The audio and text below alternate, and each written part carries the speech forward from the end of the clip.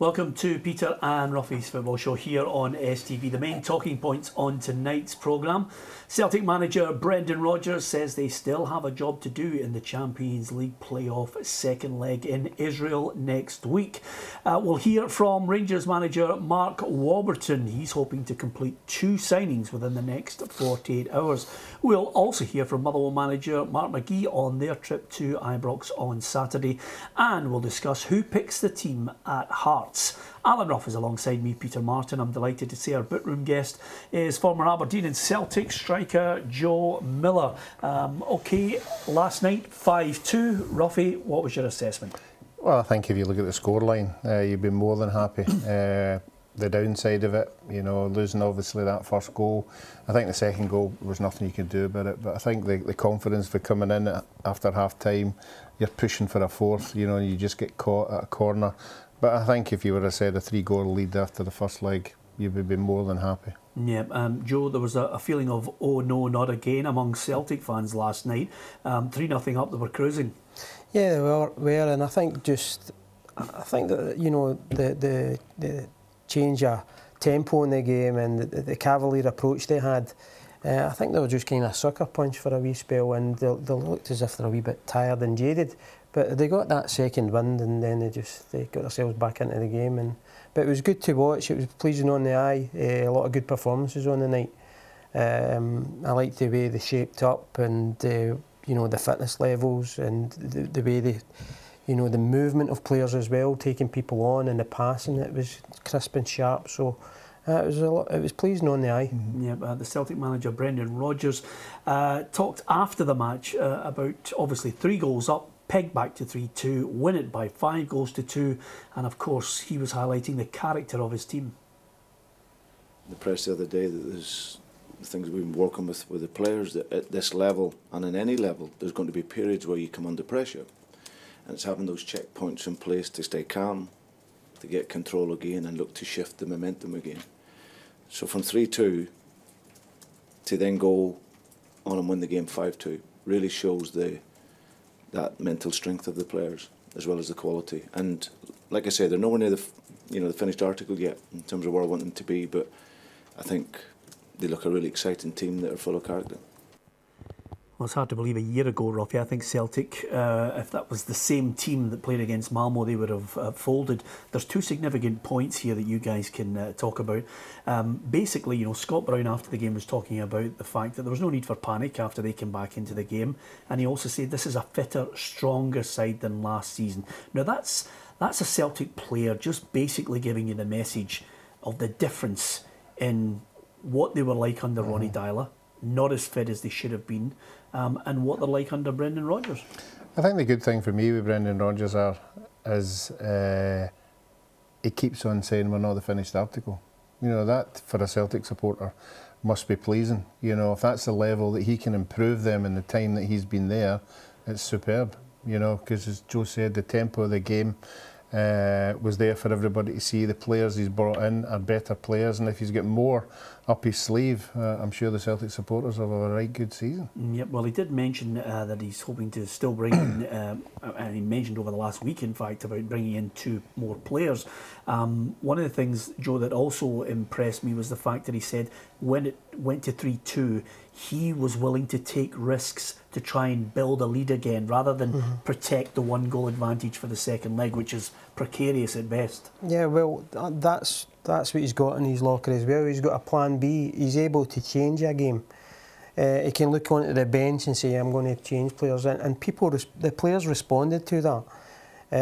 You know, when things are going in, it's too pedestrian at times. It's always good to look around at the bench and say, I could move this, put this player on, change things. Players are looking a wee bit tired and jaded. You know, go on and change it. So he was able to do that. So he's got a plan B, and he can move players in different positions. But I thought overall the performance and the work rate, players closing down, hunting packs, it was back to the old Cavalier approach for days gone by, where Celtic, you know, 1 goal just didn't satisfy them. They had to go and score 3 or 4. But you know, the great attitude as the manager was speaking about, you know, it was fantastic to hear that, what Ruffy said. You know, they need to improve more. So if that's the standard, you know, that he's set, you know, it's good for things to come and over the next few months. Yeah, one player in particular has received a fair bit of criticism, obviously playing with an injury last season for quite a number of months. I'm talking, of course, about the Scotland and, of course, the Celtic captain, Scott Brown. The manager was quick to praise his performance. For me, I look at him now and I think, you know, having worked in England, this is a guy that could still play. He could play in the Premier League in England. You know, there's absolutely no question about that. But he loves it here. His heart's here, and he wants to see out his career here at Celtic. I thought he was outstanding with the ball. You know, I thought his goal, driving forward, wonderful finish. He broke forward early on in the game as well. I thought he was going to score early on. But just his dominance in the game.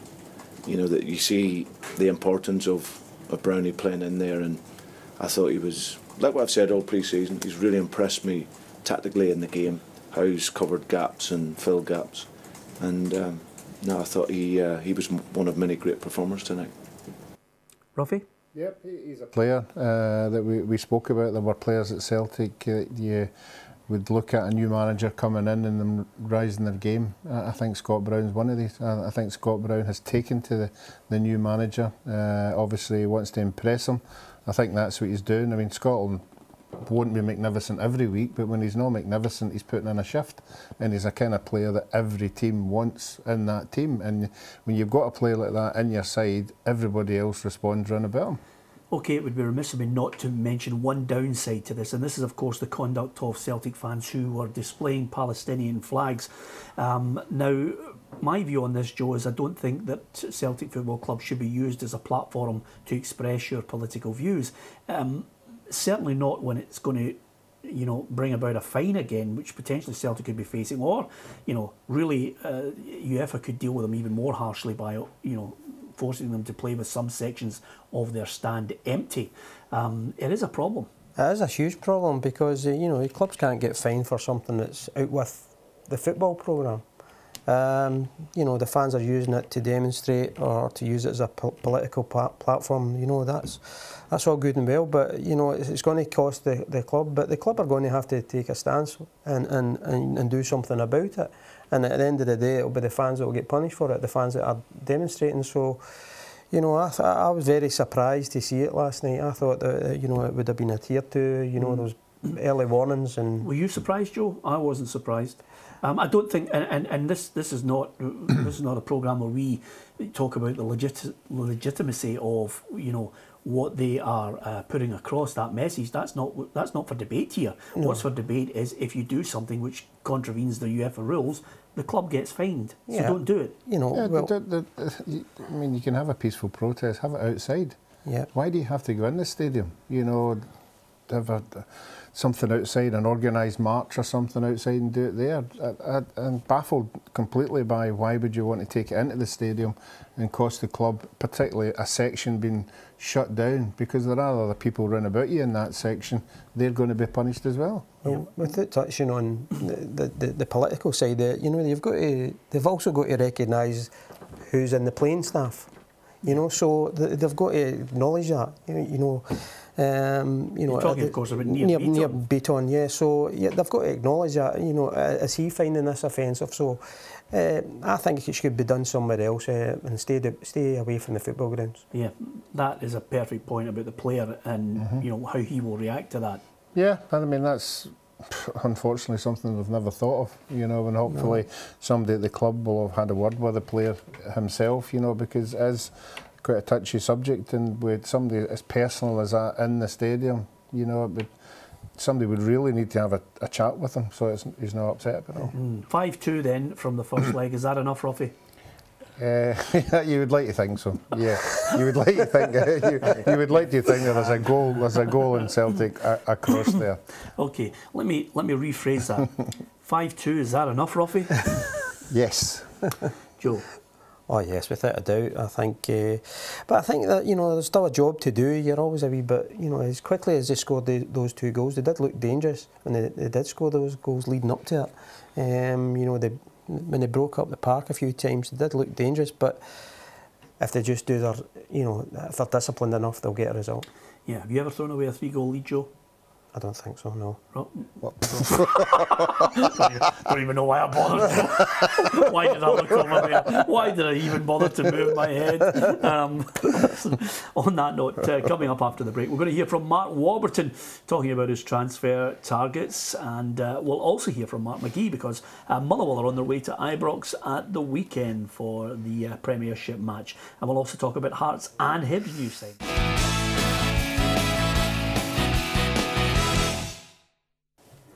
Welcome back to Peter and Ruffy's Football Show. Don't forget you can join us Monday to Thursday, 7 o'clock on STV, and on a Friday our extended programme at 6:30. And don't forget, also on a Saturday, we're here for 4 hours, bringing you all the goals as they hit the back of the net, north and south of the border, from 2 o'clock. Join us if you can. OK, let's switch our attention now to Rangers. Mark Warburton was speaking today ahead of their match on Saturday afternoon against Motherwell. The Rangers manager's hoping to get 1, possibly 2 signings in within that period, and the first one, of course, is Joe Garner. This is what he had to say today on a deal that's not quite done, but he did talk about what qualities Joe Garner would add to Rangers if he indeed dons the blue jersey. A player like that adds experience, adds an edge in terms of how he plays the game, his enjoyment of the game. Variety of goals, comfortable inside and outside the box, movement, and a threat. He's a constant threat. So that type of player would provide something that would help us and add to our attacking prowess, I hope. OK, that's Joe Garner. The deal looks as if it could be £750,000 up front, and then maybe another payment similar in a year's time, Ruffy. Yeah, well, he's another player that a lot of us won't know about, but obviously he does. With his time down in England, and he saw what the boy can bring. I just hope that it doesn't mean that Waghorn's going to be out for a lot longer than what we thought. I think when you get a hamstring injury, they say 2 or 3 weeks, but sometimes it can be longer. So he's moving very quickly to fill that space. Well, the good news is Martin Waghorn will be available for the game against Celtic. I think he'll be back training and running and taking, some kind of competitive part in next week's training, which I think is good news. I think he might feature in the friendly, which I think he was alluding to today, was the match against Linfield prior to the Celtic match. The other aspect of this is the second signing. Now, he did tell us that Philippe Senderos has gone back to Geneva. He was very complimentary about his training period there, and I'm sure he's still in the frame. I was keen to ask him about Joleon Lescott, because obviously if there are Premier League clubs in England suddenly expressing an interest, what chance Rangers getting Lescott to Scotland? With the Premier League club? Absolutely not. We can't compete there. The financial disparity is evident for all to see. But what we can do is look at what we can offer a player. We can offer a player an opportunity here that maybe is not an offer at that club, and maybe those clubs can sign more players and have bigger squads, for obvious reasons. So it's we have to sell the opportunity. And if a player doesn't buy into that, no problem. No problem. That's so's life. We shake hands and move on. But you want players who want to be here, recognise the opportunity, and see a role for themselves with Rangers going forward. If we can get that right, then we're in a good place. Mark didn't want to be, drawn on whether it was him in the photographs sitting at a table speaking to Joleon Lescott, which was absolutely priceless. But to his credit, I think, reading between the lines there, it's Joleon Lescott, you're not going to get 30 grand up here with Rangers, but you'll get the opportunity to play. You'll get, big stadium, packed out all the time, and maybe games where you're going to be winning, rather than if he joins a Sunderland, where I would imagine, Joe, David Moyes' first priority is to try and avoid relegation. Yeah, well, you've got to applaud Mark Warburton for what he's trying to do. He's built a team for last year, and they went and won the league, and now he realises there needs to be a step up, so I need to bring in a better standard of player. Whether he gets Joleon is... Well, I think it's a big ask, because I'm sure, there'll be English clubs that will be looking around. I think once the word is out and his agents start speaking to clubs, I think he'll stay down in England, because, for one, for the reason he's mentioned is the financial side of things. I think he would probably rather stay there. And at the end of the day, that's what players look for these days. But he is a quality player. He would probably add a lot to the Rangers squad, but it just shows you the intent that they have of trying to get a player of his calibre. Yeah, okay. Rangers take on Motherwell at the weekend. Dundee didn't really give Rangers the test that I think we all thought they would last weekend. Motherwell are reeling from the loss to St Johnstone and coming off the back of a 5-0 hiding at the hands of Celtic. But Mark McGee was talking today about what are the chances of them causing an upset at Ibrox. Signing the sort of players that they've signed and their ability to go and get players is different from ours, regardless of the noises that come out of there about their circumstances. They're still signing players that we couldn't sign, so it's always going to be difficult for the rest of us to compete with that. But at the moment they've not quite got to, for instance, the stage of signing the sort of players that Celtic are signing, for millions and millions. So therefore we feel as if we still should be in touch with them. In a way that maybe we've no right to think we are with Celtic. So I think we can go there believing that if we play really well, then we can get something, as Aki's did. Well, it was close, I have to say, Ruffy, the last time the two sides met in the League Cup format. But as you know, the further you get into the season, the match fitness, it'll be a totally different game. Yeah, it certainly will. By all accounts, Motherwell had chances in the first half, but Rangers stepped up their game in the second half and got the goals when it mattered and went on to win that game. It's becoming very apparent now that there seems to be levels of difference in clubs and everybody's making everybody aware of we don't have the money they've got and they don't have the money that they've got. There must be a sort of a pyramid structure of where you stop this, We're going to have everybody coming on saying, well, we can't compete with them. But on the park, they'll know that the players will roll their sleeves up. It's a fantastic stadium to play in. The crowd, and there's nothing better, Joe will tell you, is going to a stadium like that and getting a result. So he'll be hoping that his players are motivated by that and going into that kind of arena.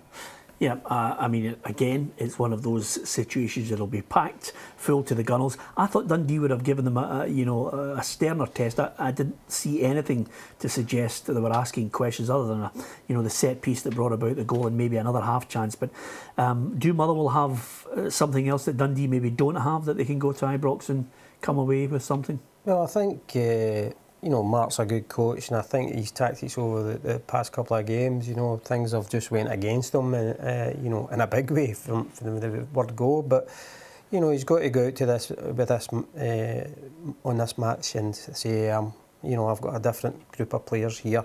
I need to be in Rangers' face. I need to be closing them down, and show a real willingness that they've got to win, because I don't think Dundee sat off Rangers quite a lot last week and allowed Rangers to dictate the game, the pace of the game, and they were getting players in behind, fullbacks were getting forward, and they were getting service into the strikers. But if Motherwell can stop that and nullify that, they'll have a chance, because they've got a few good players on their side as well. Yeah.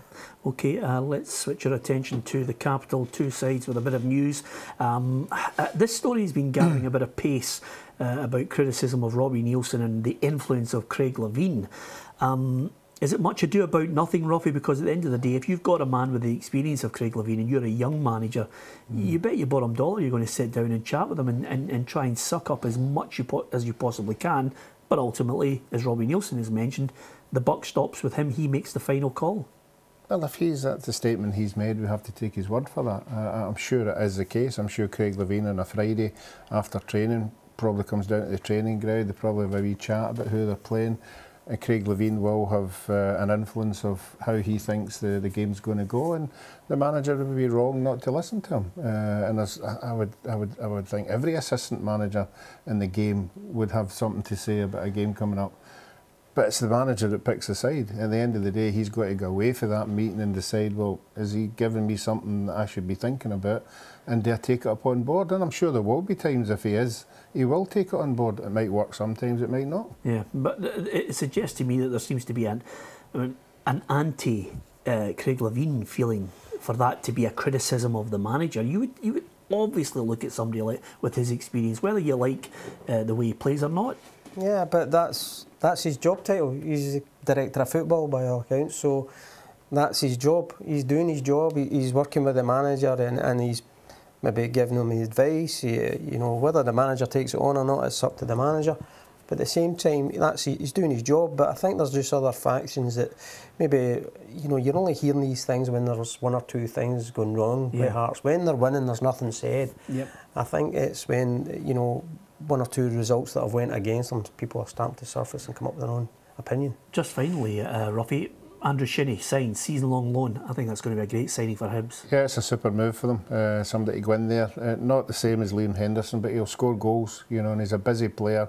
And again, he was another one that was knocking on the Scotland door, so he'll be hoping he could maybe do that again. Okay, thanks to Joe Miller for joining us, and of course Joe's director of football, Alan Rough, also on the show. They're just keeping Joe right if he kind of strays out with the opinion that he has. Join us if you can tomorrow on the programme. It's an extended programme. Hugh McDonald, who doesn't listen to anybody other than Hugh McDonald, he'll be on at 6:30 with us. Join us if you can. Good night.